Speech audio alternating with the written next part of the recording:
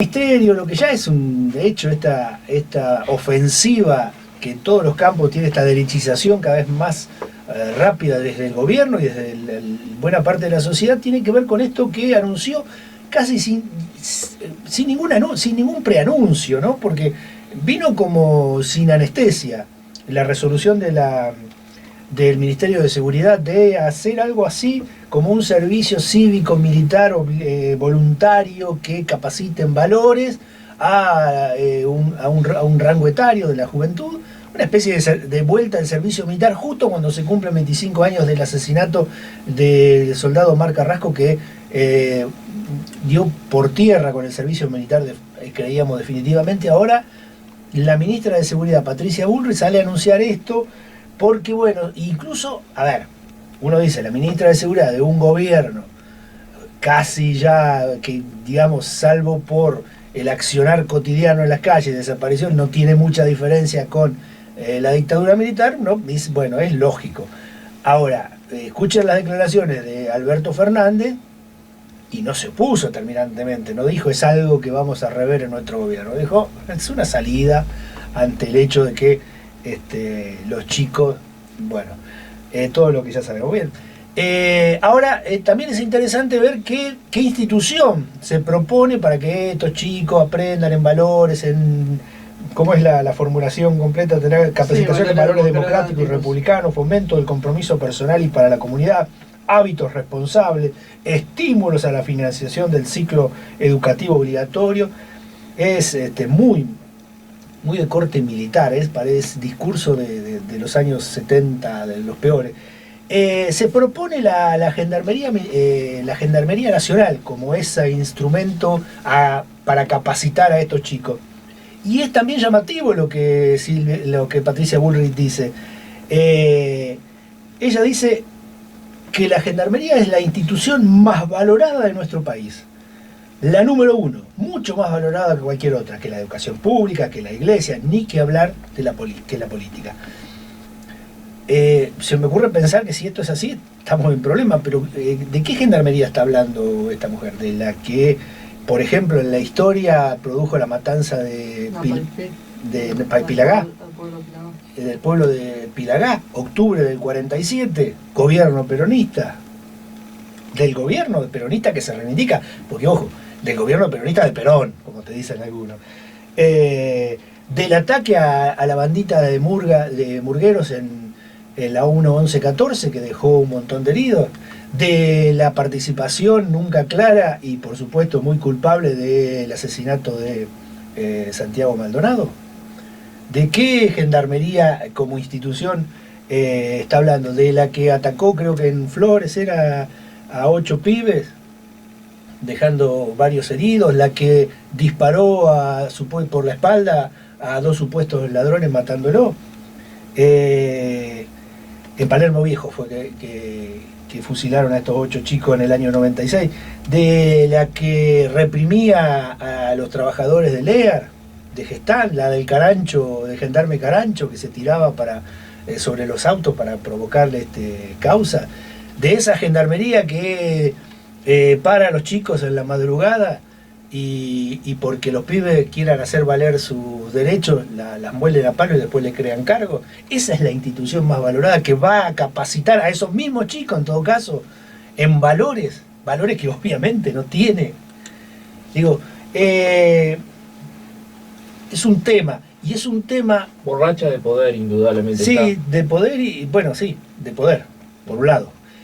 Y es un tema que la sociedad no haya salido más duramente a contestarle. Digo, el espíritu del 24 de marzo se renueva justamente todos los 24 y hace creer que hay esa conciencia, pero después se pone en duda en algún punto, y creo que en esto ha sido deficitario todo el aparato, no solamente ya la oposición burguesa, que no tiene gran diferencia en cuanto a esto, sino la propia izquierda, que no ve el peligro que se engendra detrás de este tipo de cosas. Sí, evidentemente estamos en un tiempo electoral y eso se siente, y si decimos que el gobierno ha podido encauzar todo por esa vía, también tenemos que hablar de que hay todo un conjunto de fuerzas que están ayudando bastante a eso.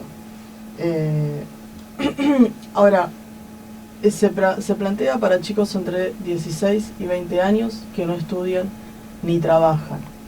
Habría que preguntarse por qué hay una gran cantidad de chicos entre 16 y 20 años que no estudian ni trabajan. Habría que preguntarse qué tipo de becas, por ejemplo, se da a los estudiantes que no pueden acceder a la educación. Habría que plantearse qué tipo de oferta laboral hay para los jóvenes, por ejemplo, que tienen ofertas laborales hiperprecarizadas como, no sé, McDonald's o los nuevos sistemas estos de reparto tipo Rappi, Globo, Pedido Ya, que terminan cada tanto con algún pibe debajo de las ruedas de un camión, como fue hace no mucho. Y habría que preguntar también qué hace el Estado para esto, ¿no? Porque si se dice, bueno, estos pibes no hacen nada, bueno, ¿qué está haciendo el Estado para que esto se rompa, para que haya una contrapartida y los pibes tengan otra oportunidad? La mayor parte de los docentes recibe salarios por debajo de la canasta básica familiar. Según un informe del Centro de Implementación de Políticas Públicas para la Equidad y el Crecimiento, entre 2016 y 2018, la inversión educativa cayó en términos reales un 9%, y en caso de que se fuera a ejecutar el presupuesto que se planteó para 2019, la caída sería del 19% en estos 3 años. Y digo en caso de que se fuera a ejecutar, porque de hecho otro problema que tiene la inversión en educación, en ciencia y tecnología y demás es la subejecución. Ya de por sí los presupuestos a nivel nacional por año plantean inversiones paupérrimas, pero además se subejecutan, ni siquiera esas inversiones paupérrimas se ejecutan en su totalidad. Entonces, justamente eso es lo que se ve. Decidir poner plata, obviamente, en otro lado, en el sector represivo, para decirle a los pibes que esa es la única oportunidad que tienen, y también para lavarle la cara a las fuerzas represivas y tratar de plantear esta idea de gendarme es tu amigo, si hace mucho frío bajá y dale un té caliente al milico que cuida la esquina, como dijo la Bullrich y demás.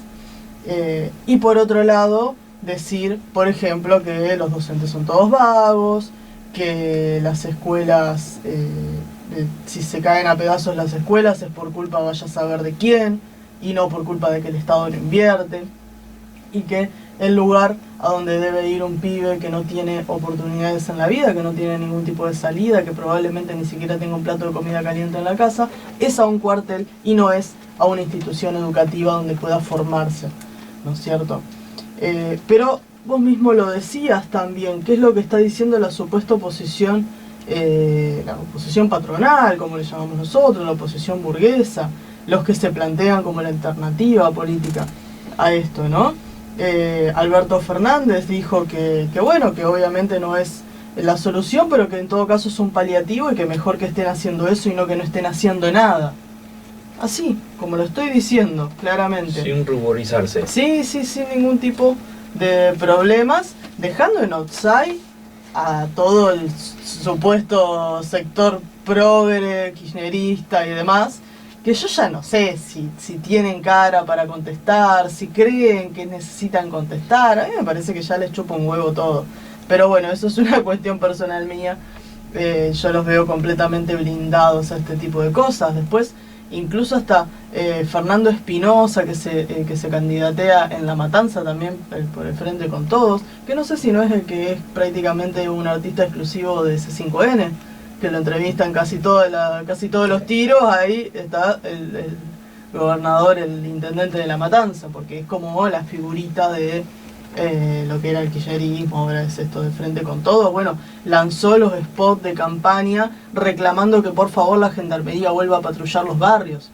Eso es lo que propone Fernando Espinosa, y se queja de que la gobernadora Vidal no habla lo suficiente de la seguridad o de la inseguridad. Recordemos que el avance de la gendarmería en el conurbano, que fue una de las banderas del gobierno kirchnerista, se cortó, o por lo menos se limitó un poco por la proliferación de casos de gatillo fácil y de abuso institucional contra los pibes.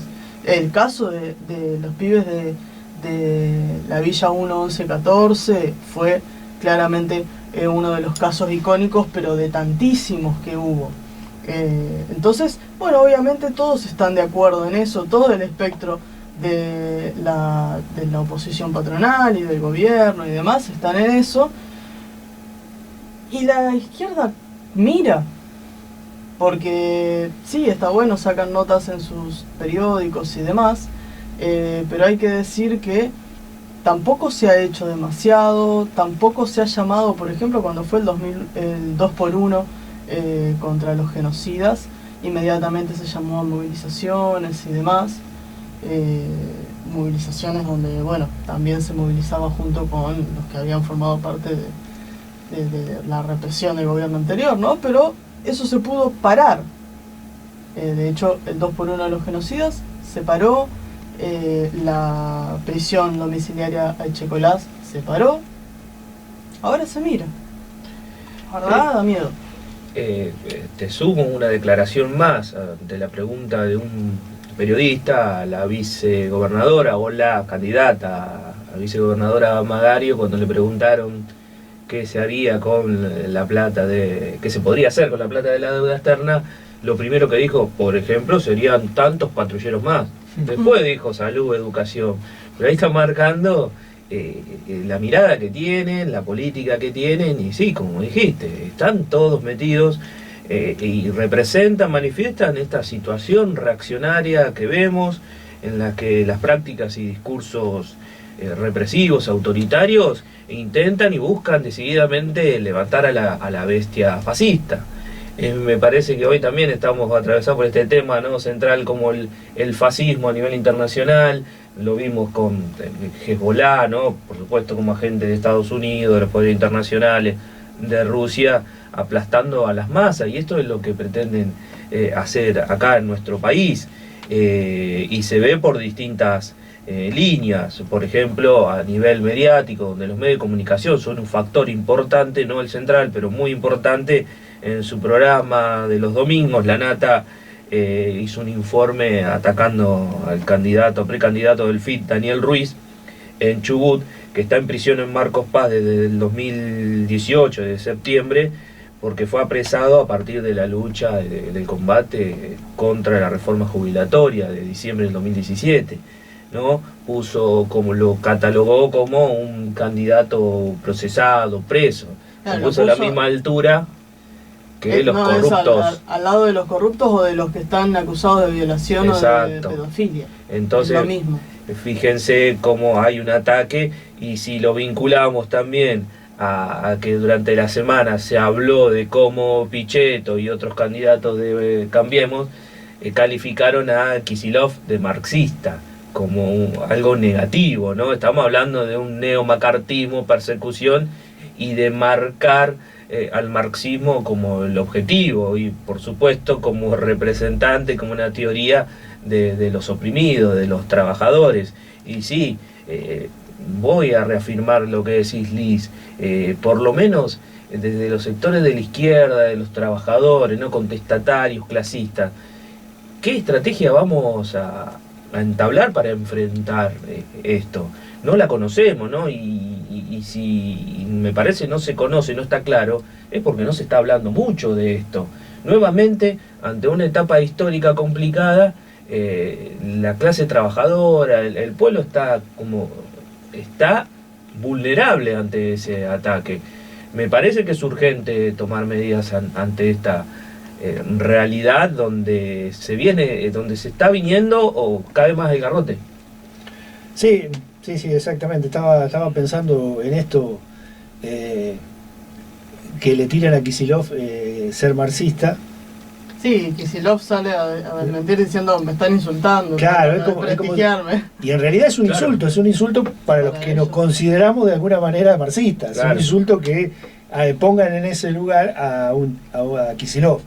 En realidad es un insulto, pero mirado desde este lado, por supuesto. Y para cerrar me olvidaba, porque hice un breve, muy sintético, créanme, muy sintético repaso de la historia negra de la Gendarmería Nacional. Me quedaron afuera el apagón de Ledesma, ordenado por Oblaquiel, el Proyecto X, la represión en PepsiCo. Me quedó afuera que uno de sus directores, en la época de baja autoestima, como se decía, de la Gendarmería, en la época del gobierno militar, fue Domingo Antonio Bussi. Digo, de que crearon una especie de gendarmería infantil que duró hasta el 2012. Bueno, y seguramente me están quedando la represión en el puente Chaco Corriente el día que asumió De la Rúa, que dejó 2 muertos, no nos olvidemos de eso. Bien, nada más, vamos para decir que esta es la institución más prestigiada. ¿En Las Heras también? En La Cera, ahora no sé si creo actuó. que fue la Policía Federal. Claro, no sé, incluso algunos mencionan el asesinato de Rafael Nahuel, pero en realidad eso fue también prefectura. Sí. Digo, no hay diferencia entre prefectura. Sí, sí. En este caso estamos hablando de gendarmería porque lo plantea